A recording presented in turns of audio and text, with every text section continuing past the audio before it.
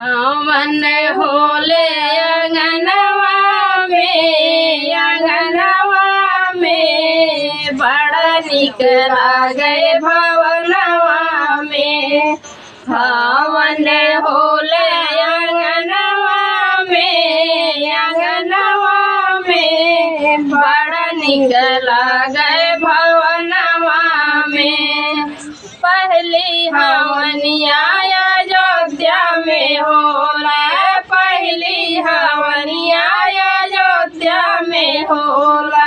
राजा दशरथ के अंगनवा में बड़ा निक लागे भवनवा में, बड़ा निक लागे भवनवा में। हवन होले अंगनवा में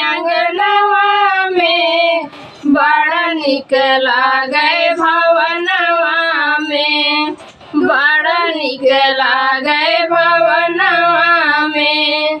हवन होले अंगनवा में बड़ा निक लागे भवनवा में।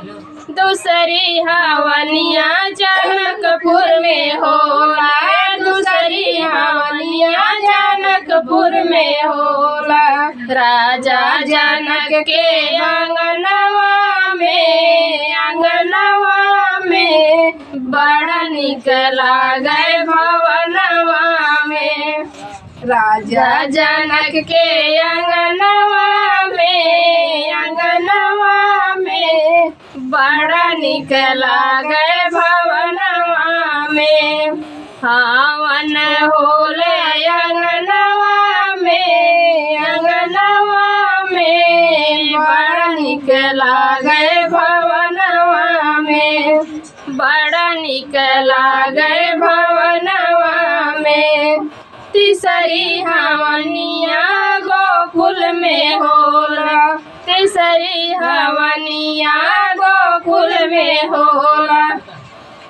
कान्हा जी के भवनवा में अंगनवा में बड़ा निक लागे भवनवा में, बड़ा निक लागे भवनवा में।